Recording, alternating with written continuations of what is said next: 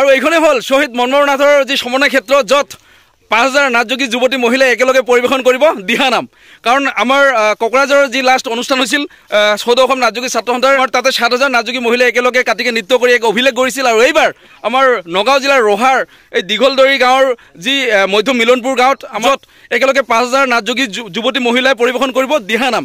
আৰু যেহেতু অহা ফেব্ৰুৱাৰী মাহৰ 8 আৰু 9 তাৰিখে হ'বলগীয়া আছে 14 অসম নাচযোগী ছাত্ৰ সন্থাৰ যিখন কেন্দ্ৰীয় বাৰ্ষিক অধিৱেশন বাৰ্ষিক সাধাৰণ সভা আৰু আমাৰ নগাঁও জিলা নাচযোগী ছাত্ৰ সন্থাৰ যি ত্ৰিবাৰ্ষিক অধিৱেশন আৰু নাচযোগী যুৱ মহোৎসৱ। গতিকে আমি গোটেইখিনি জানি ল'ম। যিহেতু আমাৰ মাজত উপস্থিত আছে 14 অসম নাচযোগী ছাত্ৰ সন্থাৰ সভাপতি মহাশয় শ্ৰদ্ধাৰ ৰবীন্দ্ৰনাথ ডাঙৰীয়া, তেখেতৰ আমি গোটেইখিনি জানি ল'ম। 14 অসম নাচযোগী ছাত্ৰ সন্থা জিন্দাবাদ। বাইদেউ কিমান উৎসাহিত অনুষ্ঠানখন লৈ? ভাল হ'ব নে বেয়া হ'ব? বহুত ভাল হ'ব, আশা কৰিছো ইমানে ভাল হ'ব যে ক'বলৈ ভাষা নাই। হয় নেকি? ইয়াত 5000 যুৱতী মহিলাই একেলগে দিহানাম পৰিৱেশন কৰিব। ইয়াত যেটা আমি 5000 সংকল্প লৈছো, 5000কে কম হ'ব নেকি না বেছি হ'ব? হয় নেকি?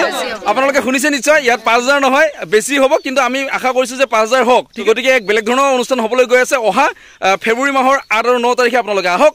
নগাঁও ৰহাৰ দীঘলদৰী গাঁৱৰ যি আমাৰ মধ্য মিলনপুৰত বিভিন্ন কাৰ্যসূচীৰে এই অনুষ্ঠানখন হ'বলৈ গৈ আছে। আৰু প্ৰথমখন আমাৰ 14 অসম নাচযোগী ছাত্ৰ সন্থা যিখন প্ৰথম ত্ৰিবাৰ্ষিক অধিৱেশন হৈছিল আমাৰ ধুবুৰী জিলাৰ বিলাসীপাৰাত, য'ত 50000 মানুহে আমাৰ শোভাযাত্ৰা অংশগ্ৰহণ কৰিছিল। আৰু দ্বিতীয়খন আমাৰ যি ত্ৰিবাৰ্ষিক অধিৱেশন হৈছিল কোকৰাঝাৰ ভুটিয়াপাৰা খেলপথাৰত, য'ত 7000 নাচযোগী মহিলাই একেলগে কাটিকে নৃত্য কৰি এক অভিলেখ গঢ়িছিল। আৰু এইবাৰ এইখনেই শ্বহীদ মনমোহন নাথ সমন্বয় ক্ষেত্ৰ য'ত একেলগে নাচযোগী যুৱতী মহিলাই পৰিৱেশন কৰিব দিহানাম। গতিকে আমি গোটেইখিনি জানি ল'ম। যিহেতু আমাৰ মাজত উপস্থিত আছে 14 অসম নাচযোগী ছাত্ৰ সন্থাৰ সভাপতি মহাশয় শ্ৰদ্ধাৰ ৰবীন্দ্ৰনাথ ডাঙৰীয়া, তেখেতৰ আমি গোটেইখিনি জানি ল'ম। দাদা, যিহেতু অহা 8 আৰু 9 ফেব্ৰুৱাৰী তাৰিখে আমাৰ ইয়াতে দুদিনীয়া কাৰ্যসূচীৰে অনুষ্ঠান হ'বলৈ গৈ আছে, কি জনাব এই বিষয়ত?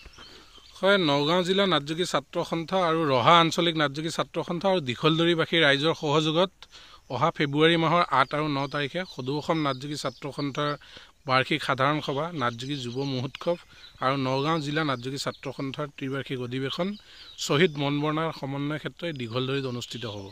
বিশেষকৈ এই অধিৱেশনখনে আৰু এই বাৰ্ষিক সাধাৰণ সভাখনে এটা বাৰ্তা অসমলৈ লৈ যাব যে অসমত থকা নাচযোগী জনগোষ্ঠীয়ে অসমীয়া কৃষ্টি সংস্কৃতিক যে আগবঢ়াই লৈ গৈছে আৰু অসমীয়া কৃষ্টি সংস্কৃতিক ধৰি ৰাখিছে, সেই কথা প্ৰতিফলিত হ'ব। কাৰণ 5000 নাচযোগী যুৱতী মহিলাই একেলগে তেওঁলোকে দিহানাম পৰিৱেশন কৰিব। তাৰ সমান্তৰালকৈ সমন্বয়ৰ সাংস্কৃতিক শোভাযাত্ৰা, মুকলি সভা আৰু 500 প্ৰতিনিধিৰে এখন প্ৰতিনিধি সভা অনুষ্ঠিত হ'ব, য'ত নাচযোগী ছাত্ৰ সন্থাৰ আগন্তুক এটা বছৰৰ কাৰ্যসূচী তেওঁলোকে নিৰূপণ কৰিব। গতিকে এই অঞ্চলৰ ৰাইজে 14 অসম নাচযোগী ছাত্ৰ সন্থাক আঁকোৱালি লৈছে, তেওঁলোকৰ নিজৰ বুকুৰ উমেৰে তেওঁলোকে মৰমেৰে এই অনুষ্ঠানটো অনুষ্ঠিত কৰিছে।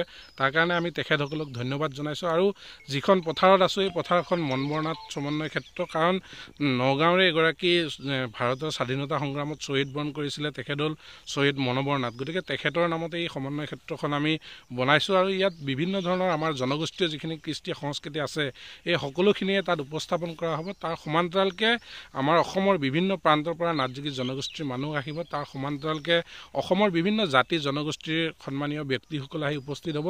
আৰু অসম চৰকাৰৰ যিসকল প্ৰশাসনিক বিষয়া আছে, আমি তেওঁলোককো আমন্ত্ৰণ জনাইছোঁ। আৰু অসম চৰকাৰৰ বৰ্তমান যিসকল মন্ত্ৰী বিধায়ক আছে, তেওঁলোকতো আলাপ আলোচনা চলি আছে। সন্মানীয় জ্যেষ্ঠ মন্ত্ৰী পীযুষ হাজৰিকা ডাঙৰীয়াৰ লগত আমাৰ যোগাযোগ চলি আছে। তেখেতে মুখ্য অতিথি হিচাপে আমাৰ এই অনুষ্ঠানটোত আহিব পাৰে নেকি। তাৰ সমান্তৰালকৈ ইয়াত বৃহৎ আকাৰত সাংস্কৃতিক অনুষ্ঠান হ'ব, য'ত 12জনতকৈও অধিক অভিনেতা অভিনেত্ৰী সংগীত শিল্পী আহি অংশগ্ৰহণ কৰিব। আৰু যি সমন্বয়ৰ সাংস্কৃতিক শোভাযাত্ৰা, সেই শোভাযাত্ৰাত আহি তেওঁলোকে অংশগ্ৰহণ কৰিব। আৰু শোভাযাত্ৰাত কিমান মানুহ সমাগম হ'ব বুলি আশা কৰিছে? নাই, নিশ্চিতভাৱে 20000 মানুহে শোভাযাত্ৰাত অংশগ্ৰহণ কৰিব। কাৰণ ইয়াৰ আগতে আমি এটা শোভাযাত্ৰা উলিয়াইছিলোঁ ধুবুৰী জিলাত, 50000 মানুহ একেলগে শোভাযাত্ৰা কৰিছিলে। গতিকে সেই একেই অনুষ্ঠান, সেই একেই শোভাযাত্ৰা। কাৰণ দীঘলদৰী বা ৰহা অঞ্চলত আমাৰ যে নাচযোগী জনগোষ্ঠীৰ মানুহ আছে, সেই কথা অসমৰ চুকে কোণে থকা ৰাইজে জানিব লাগিব যে ৰহাত নাচযোগীসকল বসবাস কৰি আছে। তাৰ কাৰণে নগাঁৱৰ সকলো ৰাইজে আহি সমন্বয়ৰ সাংস্কৃতিক শোভাযাত্ৰাত অংশগ্ৰহণ কৰিব।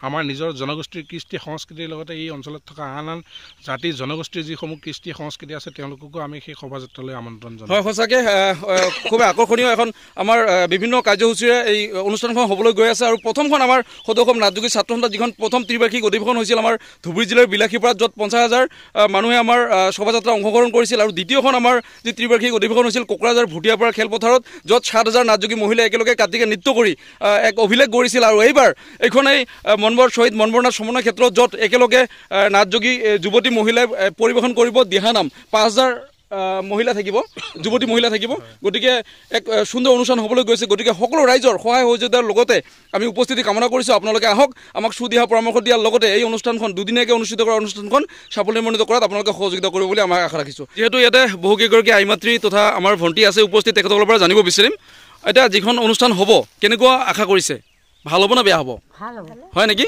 আগতে কিমান দিন আগতে ইয়াতে অনুষ্ঠান হৈছিল বুলি আপোনালোকে দেখিছিল নেকি অনুষ্ঠান প্ৰথম না মানে বহুত আশাবাদী হয় না নহয় অঁ বাইদেউ কেনেকুৱা হ'ব অনুষ্ঠানখন বহুতে ভাল হ'ব বুলি আশা কৰিছোঁ হয় নেকি আজি নাথ যোগী জনগোষ্ঠীৰ যি আমাৰ সাধাৰণ সভাখন আমাৰ সন্মুখৰ এই ফিল্ডখনতে হয় অনুষ্ঠানটো পাতিব হয় বহুত সুখী হৈছোঁ ইমান সুখী হৈছোঁ মানে ভাষাই নাই ক'বলৈ বহুত উৎসাহিত না হয় হয় ঠিকে আছে এইফালে আমাৰ ডেকা বন্ধুসকলৰ কি ভাল হ'ব না বেয়া হ'ব ভালেই হ'ব যথেষ্ট হয় নেকি ৰাইজক সহায় আগবঢ়াইছে ইতিমধ্যে আৰু ইফালে আমাৰ নগাঁও জিলা নাথযোগী ছাত্ৰ সন্থাৰ সম্পাদক আমাৰ প্ৰশান্ত দাস দাদা কেনেকুৱা হ'ব অনুষ্ঠান আমি আশাবাদী আমাক যিখিনি সহায় সহযোগিতা আগবঢ়াইছে ৰাইজে হয় আমি খুব আশাবাদী হয় এইফালে জ্যোতিপ্ৰসাদ হাজৰিকা আমাৰ সভাপতি সদস্য নগাঁও জিলা নাথযোগী ছাত্ৰ সন্থা অনুষ্ঠান ধুনীয়া হ'ব সকলো ৰাইজৰ সহযোগিতা পাইছোঁ হয় অনুষ্ঠান ধুনীয়াকৈ সাফল্যমণ্ডিত হ'ব হয় কেনেকুৱা হ'ব ভালে হ'ব হয় নেকি বাকী সকলোৰে সহায় সহযোগিতাৰ লগতে উপস্থিতি আমি কামনা কৰিছোঁ আপোনালোকে আহক আমাক সুদিহা পৰামৰ্শ দিয়াৰ লগতে অনুষ্ঠানখন সাফল্যমণ্ডিত কৰাত সহযোগিতা কৰক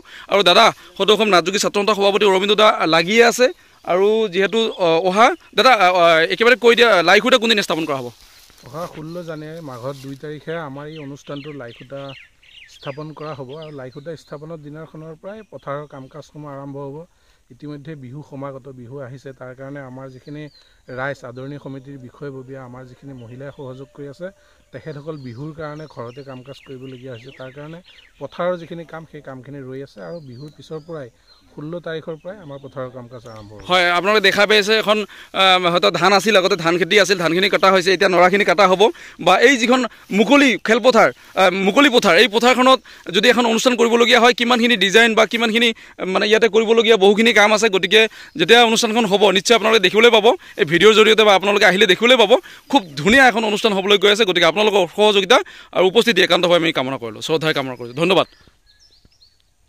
আৰু এইখনেই হ'ল শ্বহীদ মনমোহন নাথৰ যি সমন্বয় ক্ষেত্ৰ য'ত 5000 নাথযোগী যুৱতী মহিলাই একেলগে পৰিৱেশন কৰিব দিহানাম কাৰণ আমাৰ কোকৰাঝাৰৰ যি লাষ্ট অনুষ্ঠান হৈছিল সদৌ অসম নাথযোগী ছাত্ৰ সন্থাৰ কেন্দ্ৰীয় দ্বিবাৰ্ষিক অধিৱেশনখন তো আমাৰ তাতে 7000 নাথযোগী মহিলাই একেলগে কাটিকে নৃত্য কৰি এক অভিলেখ গঢ়িছিল আৰু এইবাৰ আমাৰ নগাঁও জিলাৰ ৰহাৰ এই দীঘলদৰী গাঁৱৰ যি মধ্য মিলনপুৰ গাঁৱত আমাৰ এইবাৰ যি সদৌ অসম নাথযোগী ছাত্ৰ সন্থাৰ বাৰ্ষিক অধিৱেশন বাৰ্ষিক কেন্দ্ৰীয় সাধাৰণ সভা আৰু লগতে নগাঁও জিলা নাথযোগী ছাত্ৰ সন্থাৰ যিখন আমাৰ অধিৱেশন আৰু লগতে আমাৰ নাথযোগী যুৱ মহোৎসৱ এইটা দুদিনীয়াকৈ অনুষ্ঠিত কৰা হৈছে যিহেতু আজি 9 জানুৱাৰী 2025 আৰু এমাহ পিছত মানে 8 আৰু 9 তাৰিখে ইয়াতে হ'বলৈ গৈ আছে সদৌ অসম নাথযোগী ছাত্ৰ সন্থাৰ যি কেন্দ্ৰীয় বাৰ্ষিক সাধাৰণ সভা আৰু লগতে নগাঁও জিলা নাথযোগী ছাত্ৰ সন্থাৰ অধিৱেশন আৰু আমাৰ নাথযোগী যুৱ মহোৎসৱ গতিকে সকলো ৰাইজৰ সহায় সহযোগিতাৰ লগতে উপস্থিতি আমি কামনা কৰিছোঁ আপোনালোকে আহক আমাক সুদিহা পৰামৰ্শ দিয়াৰ লগতে আমাৰ অনুষ্ঠানখন সাফল্যমণ্ডিত কৰাত আপোনালোকে সহযোগ